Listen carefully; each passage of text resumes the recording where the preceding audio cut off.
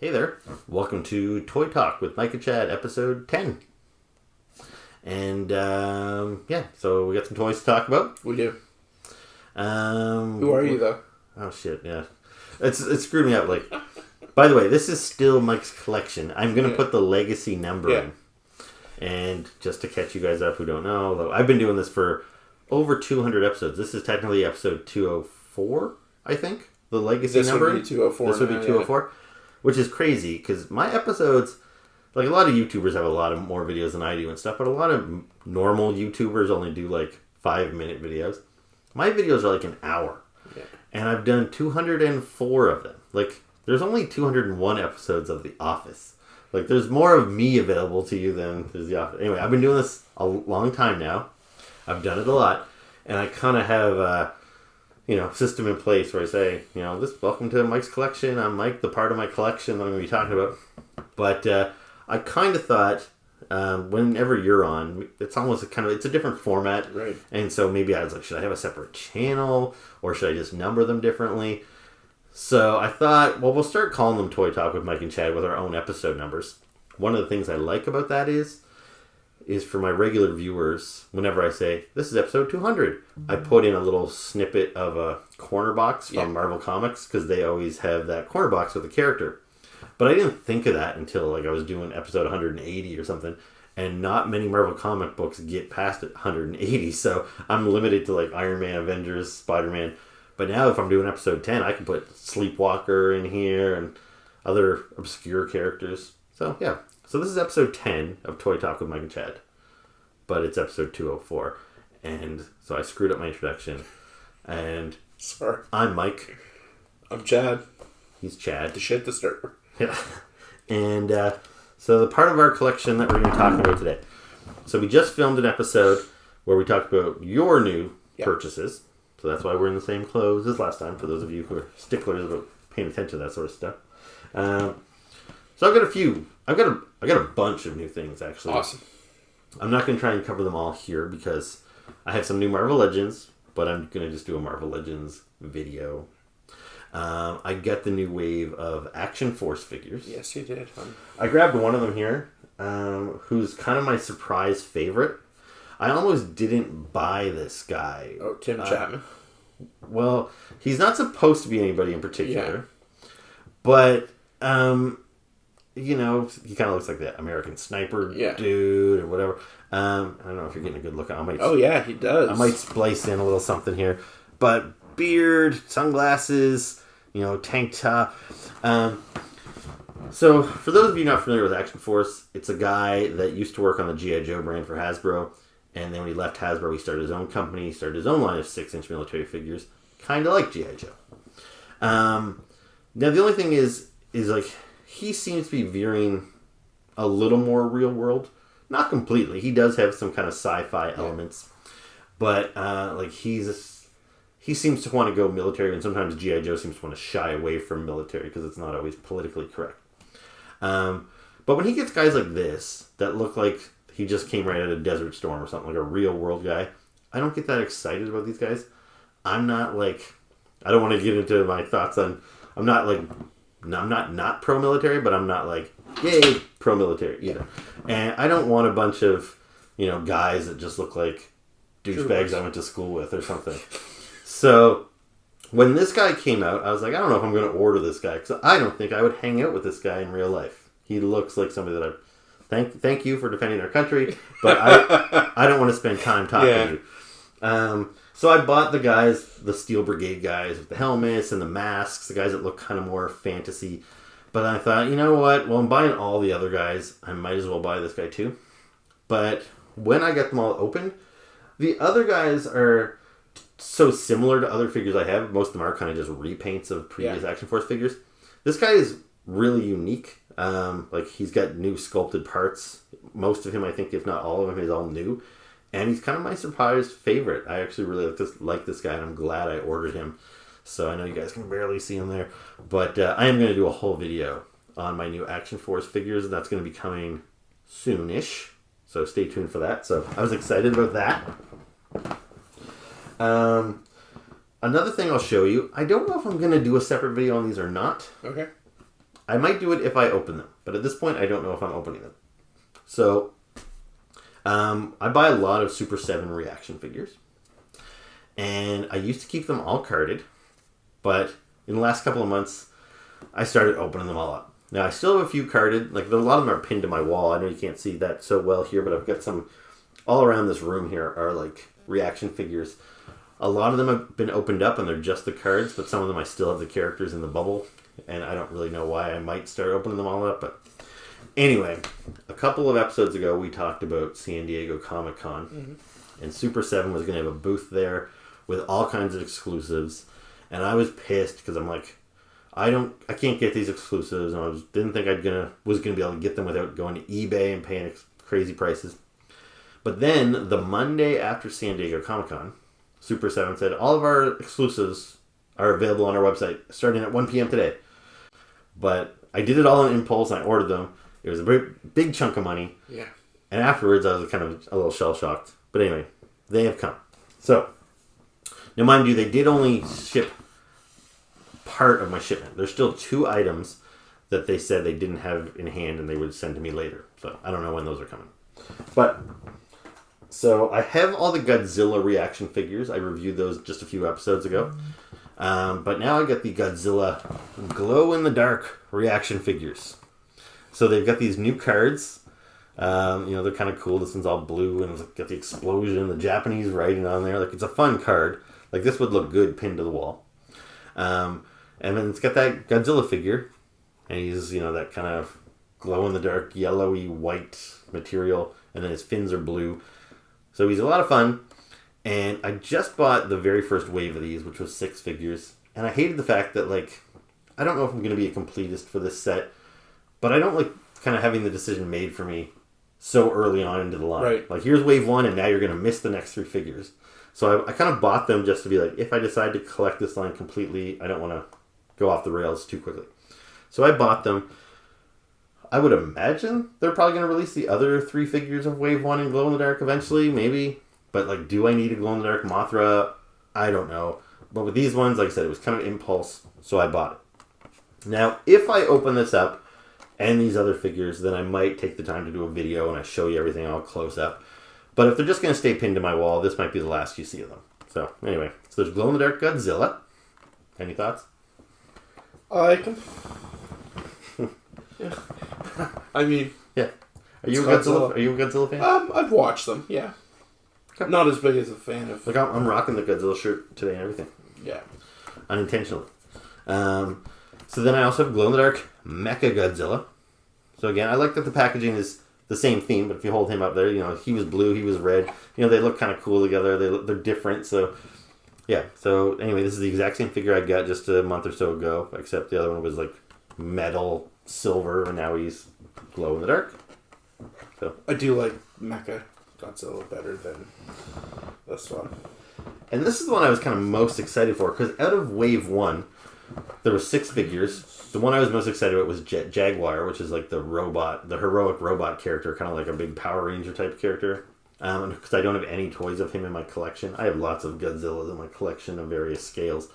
So I got Jaguar, and he was the other character that they did in the glow-in-the-dark format. So again, same style packaging, now in yellow. So they do look really dynamic all together, the red, the blue, and the yellow. But as far as the glow-in-the-dark figures go, this one that looks the least different from the standard release, I find. Because he's still got all of his yellow, blue, red, and then in the other figure he's kind of a light gray instead of the translucent-y, and he just doesn't look different enough. So I'm like, I don't know if I needed this. Was this essential? And for the record, these things might not even glow in the dark. I know they do, but it's not like I sit around in this room with the lights turned off. It's not like I play with them in the dark. I don't really understand why Super 7 is obsessed with glow-in-the-dark figures. They make a ton of them. Because, who looks at their figures in the dark? Anyway, so I think they're cool. I'm glad I got them, because I would be very pissed if they all sold out at San Diego and I never even had the chance to get them. I'd probably be complaining about it for years. But I got them, and now I'm going to complain about that a little bit. I mean, I guess it would be kind of cool to come down in the middle of the night and open the door and see if they're glowing, just to check on them. But well, I do have a few because most of my reaction figures, like, they're either pinned to the wall in this room, or now since I opened them up, they're in a box. But in my my TV room out there, I do have some of those glass detolf cabinets, and I have a couple Super 7 glow in the dark, like, Ultimates figures in there. And sometimes at the end of the night when I turn off the TV and turn off the lamp, I do see, like, Baxter Stockman just, like, glowing at me, and it is kind of cool, but it's not that cool. It's like whatever. All right, so in that same vein, they also did G.I. Joe Glow Patrol. So these are some G.I. Joe reaction figures with new glow-in-the-dark, I don't know if I'd call it paint scheme, but they're in glow-in-the-dark plastic with new glow-in-the-dark packaging. I talked about this when we talked about it a couple episodes ago, about how Glow Patrol, that seems like something G.I. Joe totally would have done back in the 80s, because they had Tiger Force and Python Patrol, and like they take characters that already existed, repainted them in different colors to kind of make them a cohesive unit. Slaughter's Marauders is another one. So Glow Patrol, even though it's Super 7 just made it up, it's I think it's just super kitschy and super kind of fun. But again, these figures aren't cheap, and when I buy a bunch of them, right. And I'm like, this figure here is the G.I. Joe Trooper. So this is like the standard nameless soldier. And I already bought this figure in its standard colors 3 times. Because Super 7, they make their they're kind of like grunts with 3 different skin tones. So you can get a white guy, like a Latino guy, and a black guy. Yeah. So I bought them 3 times so I could get all the different skin tones. And now I'm buying them again in glow in the dark. Like, I'm surprised they didn't release him with 3 different skin tones. I probably would have had to buy him 2 more times. But, I don't know. I think it's fun. I wish they were cheaper. But, I got them as cheap as I was going to, because I bought them straight from Super 7. I didn't have to go to a second party or anything. Third party. But, anyway, I think they're neat. And at least with the Trooper, it doesn't feel like I'm just buying the exact same figure, because he would be part of a squad. You can buy multiples of him. The same is not true of the next ones. So here is Scarlet. So she has got also glow-in-the-dark green plastic, so she glows green when you open her up. She's got the same packaging as the original release, except she's painted in her green glow-in-the-dark colors. She's got that big green toxic-looking blast behind her. The back of the packaging as well. You see the other Glow Patrol figures. The file card is painted glowy. So it's neat. But I kind of wonder, like, A, did I need this? And B, since I did buy it, should I just open it up and throw the figure in the box with the other figures, or should I display it on the wall like this and really be able to show it off since it is an exclusive? I don't know. I'm undecided yet. And lastly, Snake Eyes. So, there's Glow Patrol Snake Eyes. Again, I think this figure's a lot of fun. He's green with yellow straps. Not the type of colors you expect to see on Snake Eyes. This is actually the second glow-in-the-dark Snake Eyes they've done. Okay. I don't have the first one yet. The first one came with this whole dog sled accessory. It's from an episode of the cartoon where he got irradiated. And some old woodsman had to rescue him and feed him snow to save him or whatever bullshit. But anyway, so I didn't buy that one yet. I will eventually. So this is my first glow-in-the-dark Snake Eyes. But this is, I think, the 3rd or 4th time now they've repainted this exact mold. And it's just kind of like, how many times do I need to buy this thing? Any thoughts? Not really. I'm not a glow-in-the-dark guy, but don't you think they look neat? They do. So I'm excited about that one. So here's Glow Patrol Cobra Commander. So again, you can see all the Joes were green and the Cobras are blue.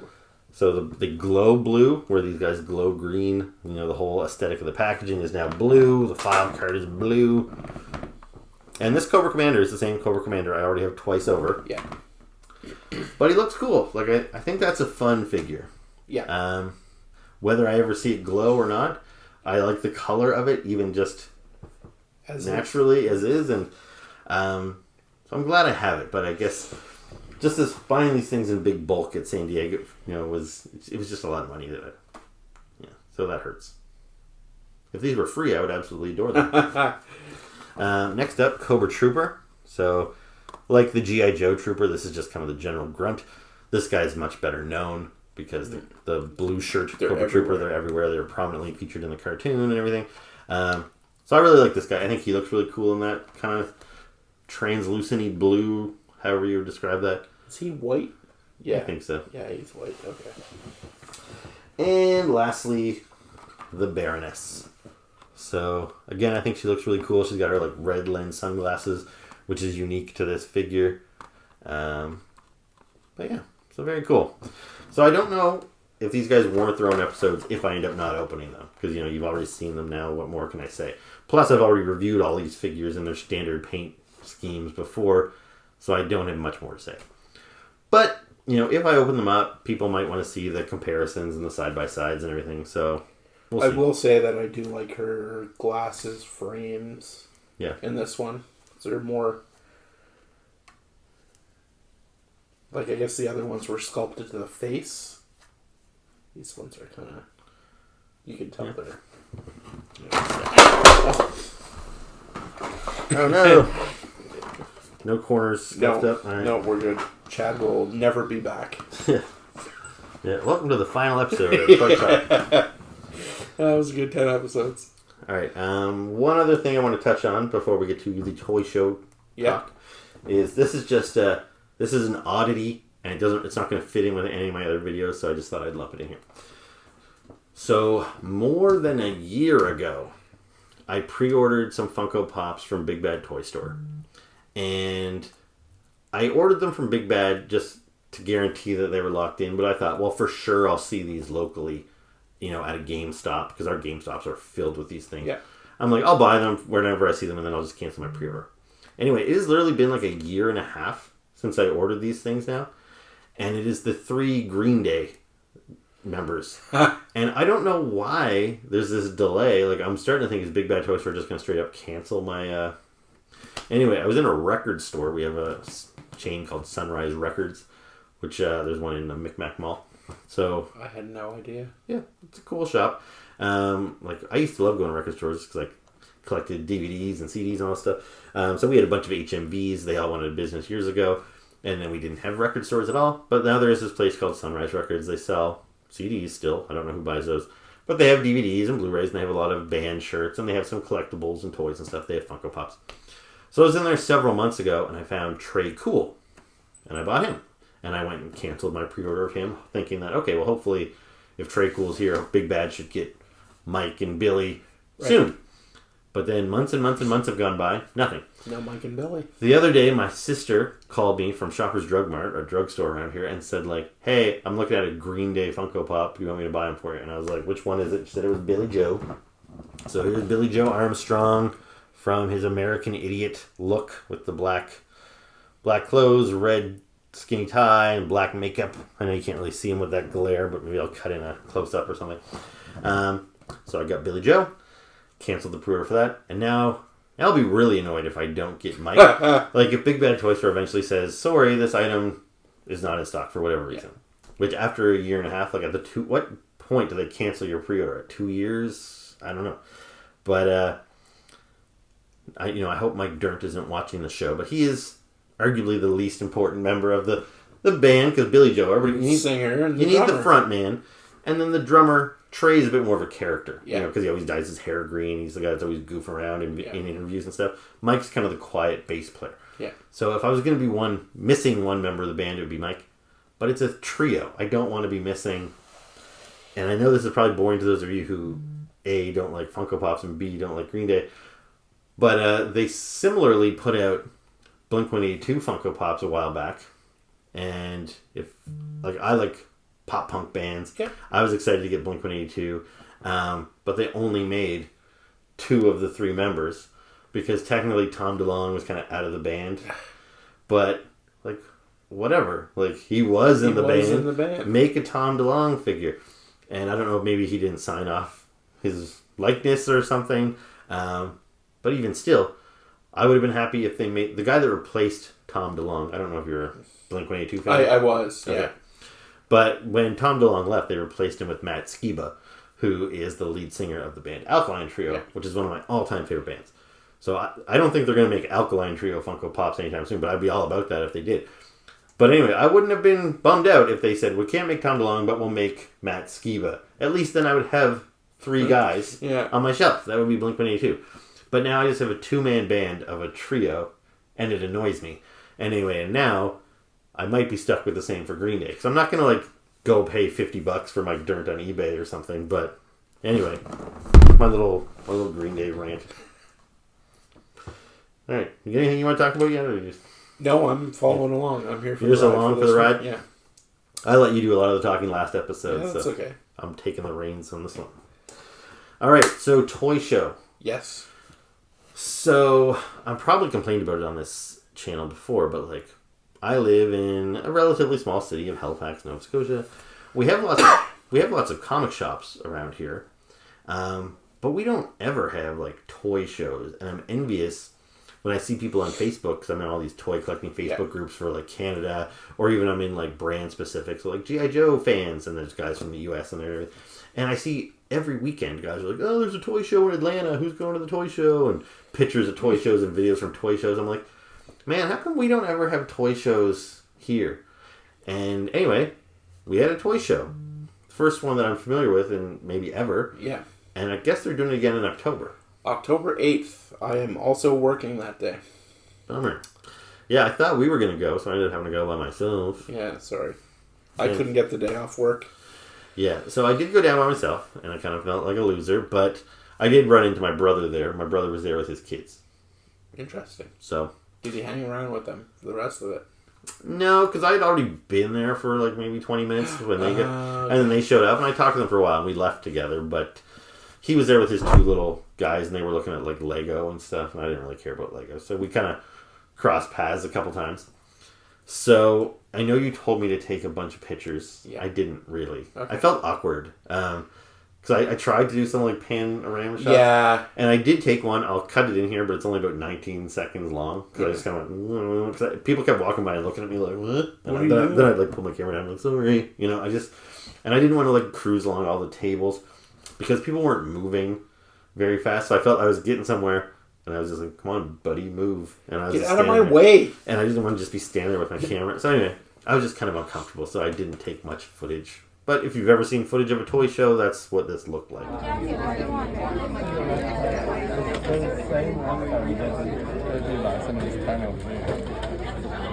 I've seen turtles. Yeah. I think it's like $20. Probably on a much smaller scale. Because this was a small show. Yeah.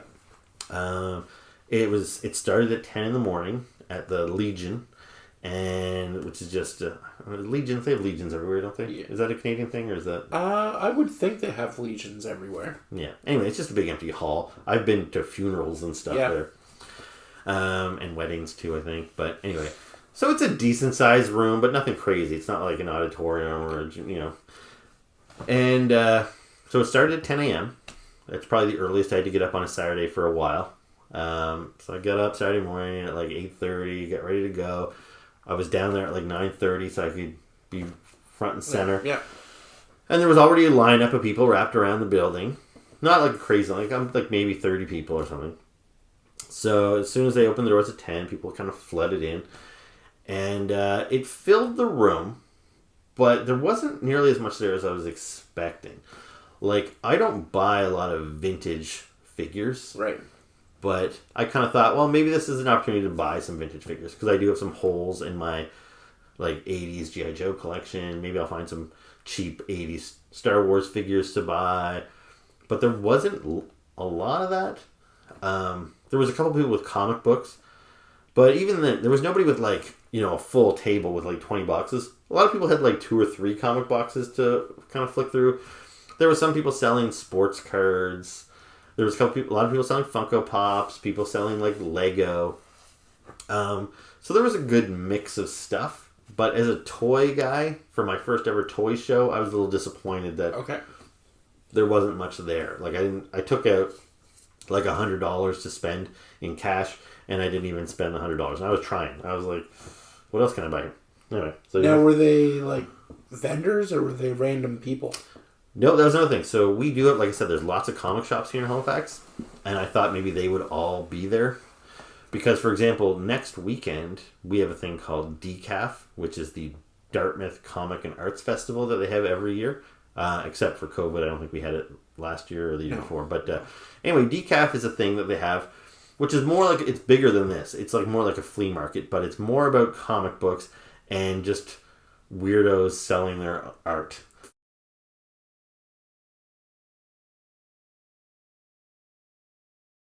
So there's a lot of like people sitting there selling, like they've got all these prints of like anime characters that they've drawn and like My Little Ponies, and just like, oh, buy my print, $10 a print and stuff. And they're not like professional artists, you know, it's just like people selling their crafts.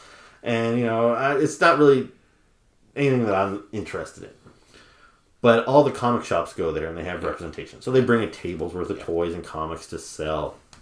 And they have some artists come in and do signings and stuff. So next weekend at DCAF, they've got Michael Cho. Are you familiar with him? Yeah. He does Marvel. He does a lot of covers for Marvel and stuff. So he's a great artist. I love his stuff. So yeah, if I wanted to go get Michael Cho, get his signature and buy a print, I could do that. You know, in the past, Darwin Cook had been there and stuff like that. R.I.P. Yeah. So it's not a bad show. But I kind of expected this to be a little bit more like that. But the comic shops weren't there. So even, like, there's one comic shop here in Sackville. So we're in Sackville, the suburb of Halifax. There's a comic shop here called Cape and Cal. I thought, well, they're just down the street, like literally 2 minutes from here. But they didn't have a table there, and Strange Adventures, good Giant Robot, and none of them had tables. I was like, okay, so this seemed to all just be regular folks, not like retailers or anything. Anyway, so you want to see what I got? Yes, I do. On that note, just before we talk about DCAF, I went there maybe 5 years ago, and I was like, oh, hey, Jay Torres. Do you know who Jay Torres is? Yeah, I know. He works on the Teen Titans Go and all that stuff. Anyways, I was like, oh, I'll go meet him because I'm a fan of some of his work. So I went and talked to him, and I was like, hey. And he's like, hey, how you doing? I said, oh, not too much. Just, like, I don't know, checking out and all the stuff here.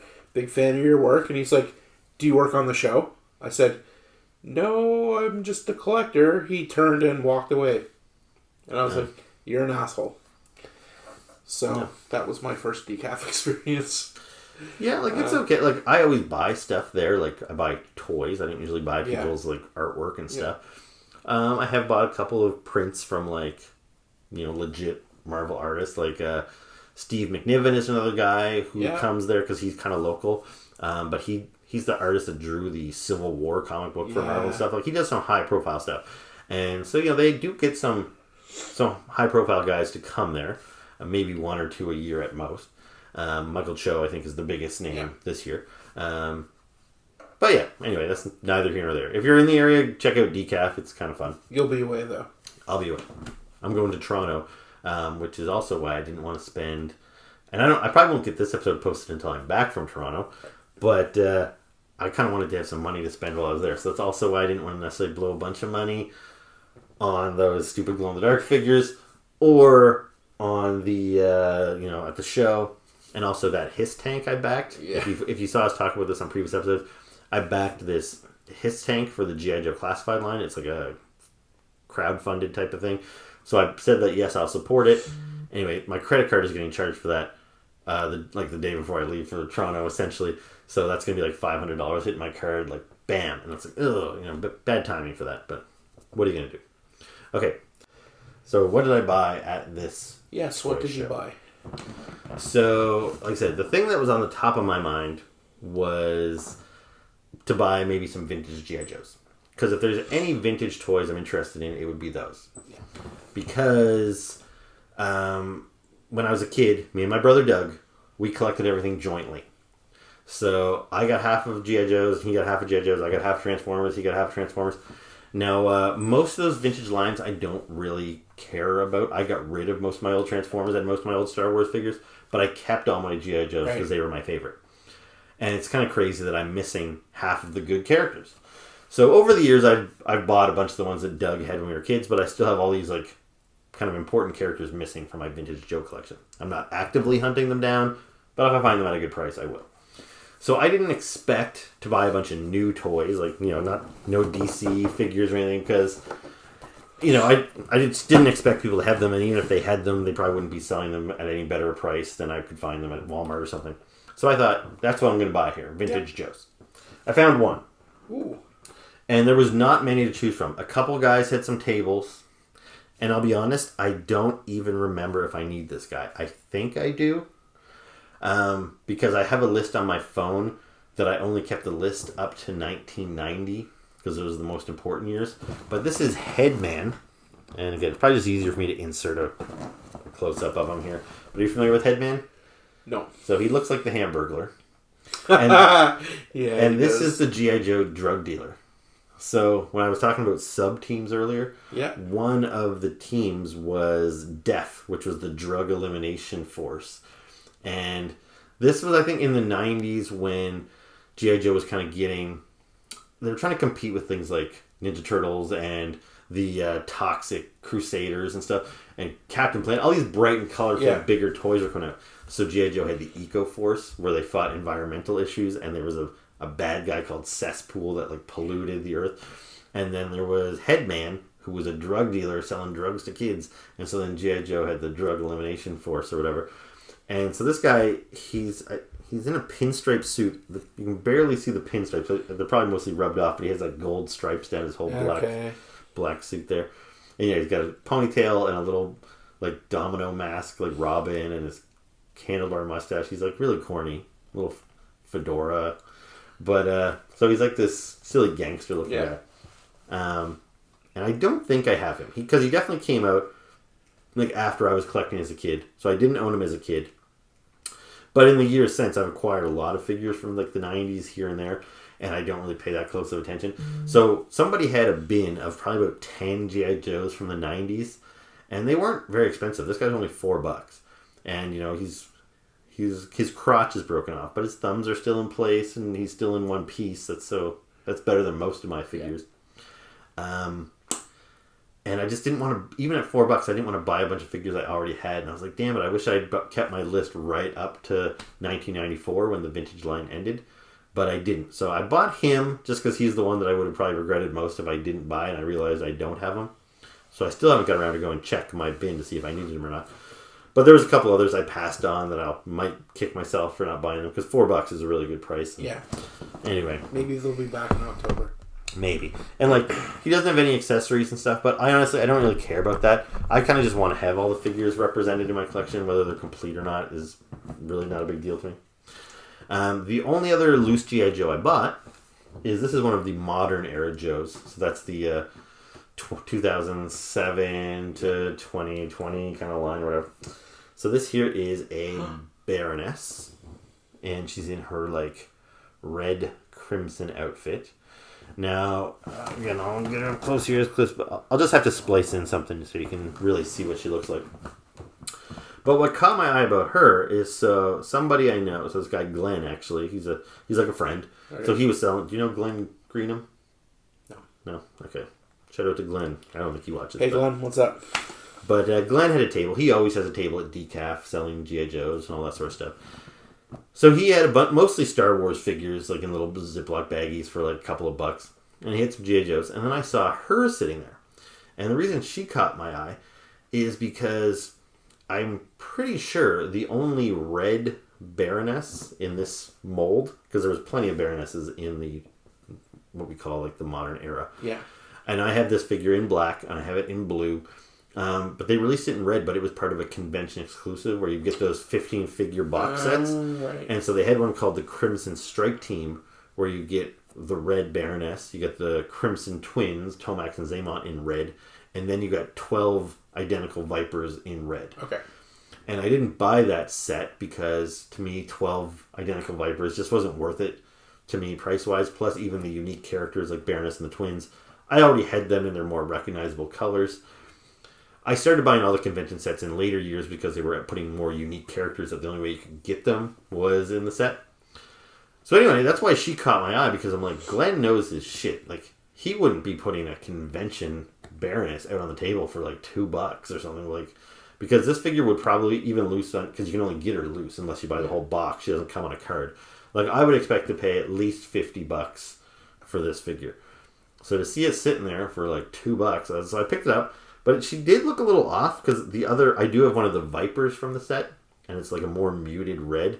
Like, she looks very like, it's a very, I don't know, sports car red. And so Glenn saw me eyeballing her, and he was like, yeah, that's some custom that somebody painted. He's like, it wasn't me. And I'm like, oh, really? And he's like, you can have it. And I was like, well, I don't need to take it. And he's like, nah, go ahead, take it. So I was like, okay. So anyway, so he gave me that for free. So it is a custom. It's very well done custom. Although I don't want to move her elbows. I'm not sure if I could without chipping the paint. But like the Cobra emblem and everything on her chest looks very well done. Yeah. So yeah, a very nice little custom that I got for free from Glenn. So thank you. So the first thing I bought is this Marvel Legend figure from a while back. This is back when Iron Man, the first Iron Man movie. So the first Iron Man movie, so 2008, came out. And this was before Marvel Legends was even really a thing. They were mostly focusing on the 3 3/4 inch figures at this time. But when the movie came out, they did a line of 6-inch figures. You see there's about 7 of them advertised on the back of the packaging. And so one of the characters they made was Ironmonger. So this is the big evil version of Iron Man, played by, what's his face? I'm blanking. But anyway, Obadiah Stane was the character. Yeah. Anyway, so I don't have an Ironmonger figure in my Marvel Legends collection. I do have a 3 3/4 inch one, because that's what I was collecting back at the time. Now, they did release a brand new version of this character just last year, but he came in a 2-pack with Obadiah Stane and Jeff Bridges. Jeff Bridges plays him. So in the package, you get this guy. He's much larger. He's probably about this tall, this big hulking version of Ironmonger, and you get Obadiah Stane separately in his like business suit. But that whole pack was like $100 or something. And Ironmonger just wasn't worth $100 for me. I'm like, nah, I don't need it. Plus, I don't really care about having Obadiah Stane that just looks like Jeff Bridges. I don't need a Jeff Bridges figure. And he's just a guy in a tuxedo, a suit. So I'm like, I don't need that. So yeah, when I saw this, I was like, this is kind of scaled down. Like he's not to scale with my other Marvel Legends. But he was $15. He's still carded, after more than a decade. Yep. And I'm like, what the hell? $15, this gives me an opportunity to put an Ironmonger in my Marvel Legends collection. And yeah, it's not a bad looking figure. So I do intend to open him up and just put him over there with my other Marvel Legends. That was my next question. Yeah. So, anyway, so that's that. The only other figure I bought was this guy. And you see he was $10. I think you see that sticker on there. I know the glare is pretty bad here. But I've talked on this channel before about how I got burnt out on Star Wars. Yeah. In the 90s, I was buying all of the Star Wars figures when the special edition movies came out. Because I was the hype for the Phantom Menace was like real. I was like, yes! The Phantom Menace is finally coming out. I went to like the midnight event. I bought all the Phantom Menace figures before I had seen the movie. I bought them all. A bunch of them were just old guys in robes. I bought Chancellor Valorum and, all that sort of stuff. All these old guys. And then the movie came out, and spoiler alert, it sucked. And I was like, and it really kind of deflated. I don't know, sorry if you're a big Phantom Menace fan, but... No, just Darth Maul. Yeah, Darth Maul was awesome. But, that movie... And I don't even hate the movie. Like, I can watch it. Yeah. But, man, when you were hyped up as much as I was, and as much as everybody was, and then you saw that, and you're like, oh, it really deflated you. And so, I had so many of the figures... And so I still, to this day, I have a huge tote bin full of 90s Star Wars figures. And I even started buying them again when Attack of the Clones came out. I started getting caught up in the hype again. Like, they'll do better this time. They'll do better. And I bought a bunch of the figures before I saw the movie. And then I was still disappointed with that one. I was like, Then by the time the third movie came out, I didn't buy any of them. I was like, I didn't buy General Grievous or any of the new characters that were introduced. I was like, I don't care anymore. I'm done with Star Wars figures. And I was for a long time until the 6-inch Black Series came out. Started buying those, and I was like, but I'm done with 3 3/4 inch Star Wars. So I don't know why I bought this guy. That's the announcer. Right? That's the two-headed announcer guy who was really annoying. Yeah. You know, in the Phantom Menace. Oh, there goes the Bubba! Yeah, Anakin's coming around the corner. You know, all that. But I just saw him. Somebody had him pinned on the wall behind them. And I was like, you know what? I never did get that figure. I don't know why I didn't buy him. He must have came out... Like, he obviously didn't come out in the initial wave of them. Because I think they were all colored with the red cards with Darth Maul on them. So this guy, clearly, they added to the line later after I'd already been burnt out, I guess. And I just thought, man, for $10, what the hell? Especially now that I'm buying so many reaction figures again now. Like, these guys are kind of in line with my reaction figure collection. And I always post my figures on Instagram with little jokes and stuff. And if nothing else, this guy's probably good fodder to use for one of my little jokes on Instagram. So that's why I bought him. His name, by the way, is Fode and Bead, if you didn't know that before. I feel like I knew that in the past. Yeah. I don't know which one's Fode or which one's Bead. And the fact that his name is actually it makes me wonder, like, is his whole species two people, or is he a Siamese twins, or, like, I wonder what his deal is. I'll have to go to, like, Wikipedia, and I'll have to, like, read up on him. Anyway, so... I thought he was kind of funny. He's only $10. Now, the other things I bought... so some guy was selling Blu-rays. So they're brand new. Obviously, they must have fallen off a truck somewhere. And they were $10. I still buy Blu-rays. Like, I just bought Spider-Man recently. No Way Home? Yeah, No Way Home. I wish I didn't, because this guy had it for $10. But I bought it because, again, here in Canada, at Walmart, new Blu-rays come out, they're about $25. Yeah. I usually wait and see if they drop, and the first price drop usually brings them down to $20. Yeah. Sometimes they might even go down to $15 if you're lucky. So when Spider-Man dropped down to $20 recently, I was like, I'm going to buy it. I feel like a poser not buying the Spider-Man. Like, I'm a huge Spider-Man fan. I have to have this thing in my collection. So I bought it for $20. If I had waited a week, I could have bought it for $10, but whatever. So I bought Shang-Chi, which I saw in theaters, and I now could watch it anytime I wanted to on Disney+. I watched it on Disney+. Yeah, it's not bad. I thought it was cool. Yeah, but again, just as a collector, I kind of want to own all the Marvel Universe. Yeah. And at $10, sure. And plus you get the, there's an audio commentary, which I'm a bit of a film nerd. I like the audio commentaries. So I can sit there and listen to the whole movie for an hour and a half and get a new take on it, which you can't get off of Disney+. So I bought Shang-Chi. I also bought Morbius. Now, it was only $10 as well. It doesn't have a commentary track, but it's got some probably bullshit featurettes that'll entertain me for a few minutes. I still haven't seen that. Well, I can lend it to you, but... I sold my PlayStation 4. I don't have a Blu-ray player. Anyway, the reason it's not here is because my brother hadn't seen it. So when I bought it at the show, I was like, do you want to borrow it? And he's like, sure. I saw it in theaters. It's not great, but whatever. So my brother has my Morbius. And I also bought the Justice League, the 4-hour cut. The Snyder Cut. The Snyder Cut. Yeah. I did like this movie. Absolutely. I liked the original. I own the original Justice League Blu-ray. Yeah. This thing here, it's on, for us here in Canada, it's on Crave. I don't know where you guys watch it on HBO, I guess, in the States. But, so I can turn it on literally at any time I wanted to and watch it on HBO. And I have no desire to watch it again anytime soon, because it's long as hell. It's long. And there's not even much in the way. I think it says there's, like, Road to Justice League. There's a featurette. It's probably 10 minutes long at best. Yeah. So did I really need to buy this? Probably not, but I just have that mentality. I'm like, what if, HBO Plus, they pull the plug on it one of these days? Or, just there's no guarantee these things are going to be at your, ready to grab whenever you want in the future. So I just thought, for $10, I'd like to own it. It's on my shelf. I can watch it whenever I want to watch it. I have strong feelings about that one. Yeah. And I will watch it again someday. Yeah. The thing is, it's such a long undertaking, but I haven't seen the first one. I think I saw it in theaters, and I bought it when it came out, and I don't know if I've ever actually watched it since it came out. I might have watched it if there's a film commentary by Joss Whedon, which there might be. I can't remember. Yeah, I think there is. But... So I probably watched it with the commentary when I bought it, but I didn't really actually watch it as a film again other than that first initial viewing.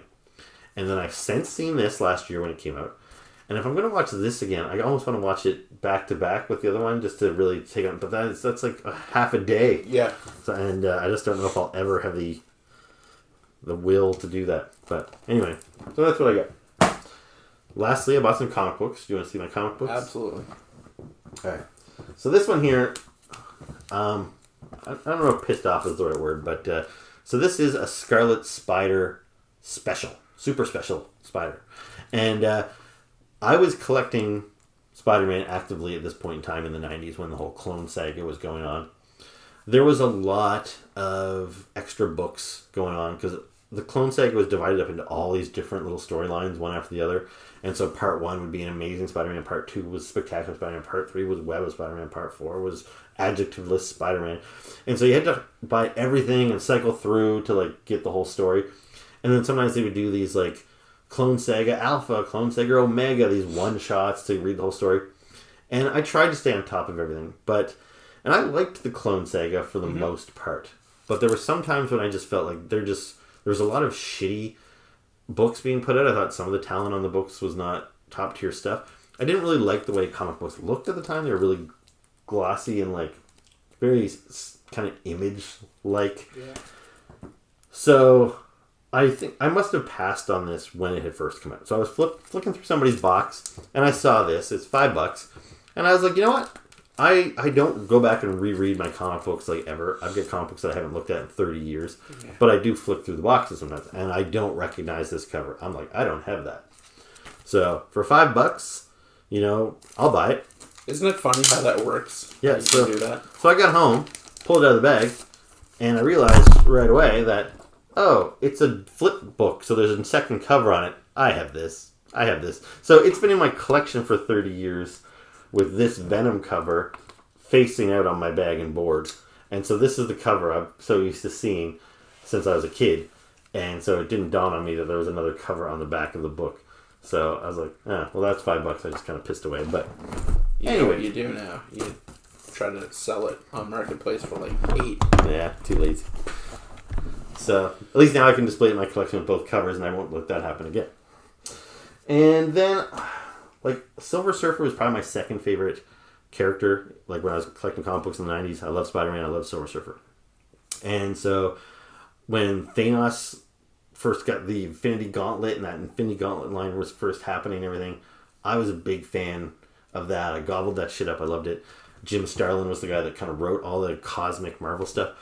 But even then, it got a little too big for its bridge. It kind of grew into areas that I didn't like, and I stopped buying some stuff. So after they beat Thanos in the comic books and they took all the Infinity Stones, then the character Warlock, who is one of Thanos' main villains, but they have never integrated him into the movies, but I think it's coming. He took the stones and he said, I'm going to give each of these 6 stones to somebody to protect them, and they will be called the Infinity Watch. And they did a comic book called Warlock and the Infinity Watch. I bought the very first issue, but I never liked Adam Warlock as a character. So I'm like, just because I like Silver Surfer and I like all the cosmic things around Silver Surfer, I don't care about Adam Warlock, and I especially don't like the people he hangs out with, because there was Pip the Troll, who he was introduced in the kind of secret scene at the end of Eternals. Oh, okay, yeah. There was a little CG troll voiced by Patton Oswalt. Yeah, so there was a little troll, and I was like, oh great, they're bringing him in. Because I never liked Pip in the comic books. And then there was Drax the Destroyer. Even though I liked Drax from the movies, in the comics he was a big, dumb, bumbling idiot. He was an oaf, and I didn't like him either. I didn't like Gamora. She's a character that's cool now, but I didn't care for her before. Anyway, so I didn't like any of the characters in the Infinity Watch. All that to say is, so I bought the first issue and no more. But anyway, they had a bunch of Infinity Watch issues for $3 a piece. And you can see they feature, so there's Gamora versus Thanos. And Thanos being one of my favorite characters, I'm like, you know what? I never read these stories, and they happen in an era that I'm very fond of. So I bought that one, and then the next one, again, Thanos featured in there. And then this is kind of the third part of that story. Thanos, and then this other one here, which you see that big yellow guy in the background. That is the Living Tribunal, which is one of Marvel's big crazy cosmic characters, which I have a fondness for. So yeah, a couple Infinity Watch issues. The last one I think is kind of cool. Are you familiar with The Death Dealer? Yes, I am. So The Death Dealer is basically just a concept that was created by Frank Frazetta. Yeah. So it started off as just a painting of a barbarian. So Frank Frazetta was mostly famous for his barbarian paintings. Like, would do the covers of Conan novels and stuff. And so then he created this painting. It became very famous. It was on an album cover. And then he started creating more images of this character. And he got the name the Death Dealer. And but anyway, there's no backstory or anything to this guy. Then I think in like the 70s, 80s, maybe they wrote some books. There were a couple of comic books. But it's been pretty silent on the Death Dealer world for a long, long time. Anyway, a new company just started putting out a Death Dealer comic book like a couple of months ago. Okay. I have the first 3 issues. Was it Boom? No, it's called like Incendiary or something. Okay. Like a really small comic company that I'd never heard of before. Interesting. But I bought the first 3 issues of Death Dealer, and I'm enjoying it. So it was just kind of funny. I'm like, so Death Dealer's kind of been on my mind. I'm buying his current book, and I'm flicking through somebody's back issues there, and I saw this Death Dealer comic book. And this is the first ever Death Dealer comic book. And what's kind of neat on it is it's written by Glenn Danzig. Now, do you know Glenn Danzig by chance? So he's the lead singer of the band The Misfits. Yeah. And again, you might have gathered from my Blink-182 Green Day talk, like I'm a punk rocker at heart. I love punk. I'm not going to pretend I'm a huge Misfits fan, but I have an appreciation for the Misfits. And the fact that Glenn Danzig, so he apparently owns this comic company called Verotic or whatever that published this. And so he wrote this, and I thought, well, that's cool. And so I was looking at it, and the guy that was selling it was looking at it, and he's like, oh, yeah, you're interested in that one? And I was like, yeah, kind of. I'm like, do you mind if I take a look at the interior artwork? And he was like, yeah, and he popped it open. And right away, on the inside front cover, I know, so it's drawn by this guy named Simon Bisley. And on the interior, it's, I don't know if you can't see that with the glare. You probably can't. I'll have to cut in an image. But it's signed by Simon Bisley and Glenn Danzig. Wow. So I was like, well, that's cool. So this cost me $15, but it's a thicker comic book. It's kind of a prestige style comic book. And it was pretty cool. I read it just this morning. So the fact that it's written and signed by Glenn Danzig, and it's the Death Dealer, who is a character that I've been kind of interested in lately with the new book and everything, I thought that was a pretty cool It's a nice pickup. Yeah, so that was the Sackville Toy Show. Now, before we wrap up, while we're talking comic books. Sure. So I bought the new, this kind of ties in with current events as well. So the first issue of Predator from Marvel Comic Books just came out last week. Which, I don't know if I would have bought, because sometimes I'm a little leery of licensed books like this. Like, I didn't buy the Alien comic book that Marvel got the rights to Alien comic books like a year ago. I didn't buy any of those. But anyway, they got Predator, but I just watched Prey, the new Predator movie, and I thought it was awesome. And I was kind of you watched it, right? I did watch it, yeah. And so yeah, it was just kind of handy that this came out the very next. Interesting. And yeah, it was pretty good. Like, I really like the Kev Walker, the artist, on it.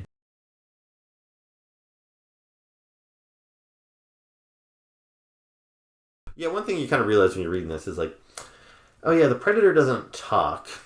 It is kind of hard to make a book about the Predator, because it has the same as with the Aliens, I assume. I haven't read the Alien comic books, but you have to focus on another character. Like, I collected Godzilla comic books when IDW was publishing them, and it's kind of the same thing. You want to read about Godzilla, but like, he just stomps around. You need human characters to interact with him. So you have to create a compelling character to want to stay on the book. And so the protagonist that they created in here was interesting enough that I think I will probably collect the. I think the initial run is only a 6-issue mini. Okay. And then they'll probably do more minis from there, which I'm glad about, because this one here is set like in the future. It's like a human on a spaceship that encounters them, which is fine for one story, but I wouldn't want to read an ongoing series set in the future. I kind of like to see them do stuff like Prey and whereas in the past, change some things up. So yeah, I think it's got some potential over at Marvel. Neat.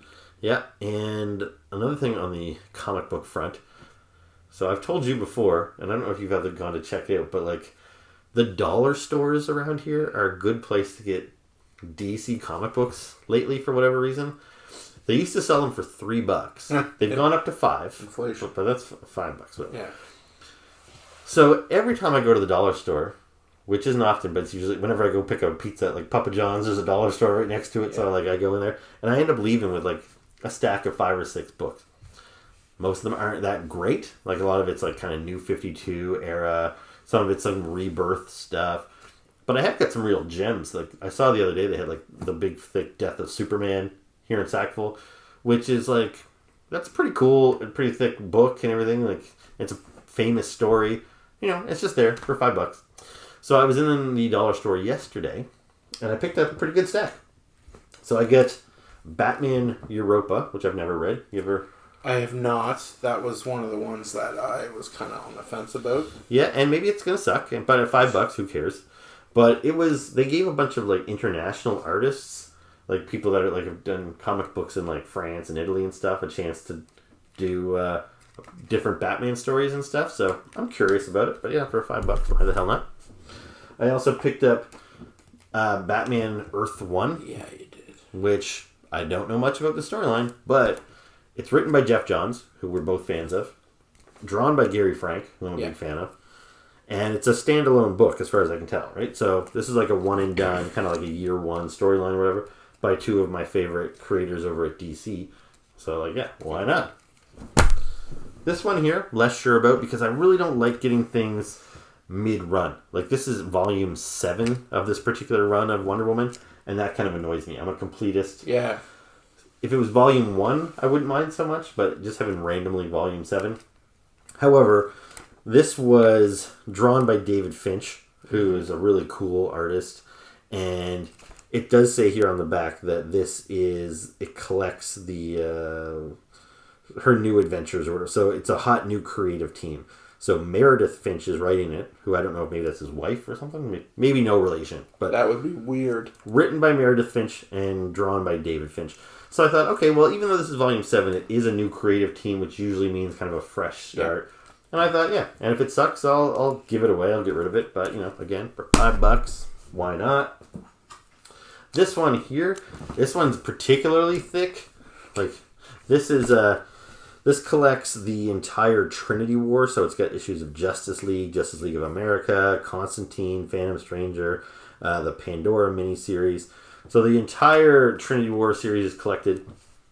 And again, it's got it's various artists, because all these various books and stuff. But again, Jeff Johns is involved, some other A-list talent. So, yeah, again, $5. It's kind of hard to go wrong. There's some nice pickups. And this last one, might be a dud.